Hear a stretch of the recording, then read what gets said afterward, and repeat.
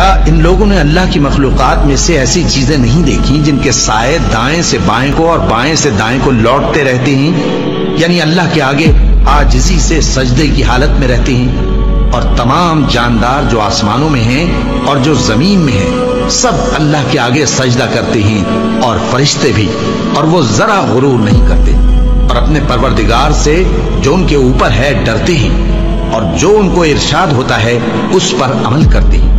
اور اللہ نے فرمایا ہے کہ دو معبود نہ بناؤ، معبود تو وہی ایک ہے، سو اے بندو مجھی سے ڈرتے رہو۔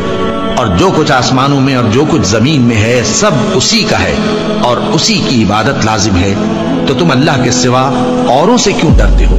اور جو نعمتیں تم کو میسر ہیں سب اللہ کی طرف سے ہیں۔ پھر جب تم کو کوئی تکلیف پہنچتی ہے تو اسی کے آگے فریاد کرتے ہو، پھر جب وہ تم سے تکلیف کو دور کر دیتا ہے تو کچھ لوگ تم میں سے اللہ کے ساتھ شریک کرنے لگتے ہیں تاکہ جو نعمتیں ہم نے ان کو عطا فرمائی ہیں ان کی ناشکری کریں۔ تو مشرکو، دنیا میں فائدے اٹھا لو، پھر ان قریب تم کو اس کا انجام معلوم ہو جائے گا۔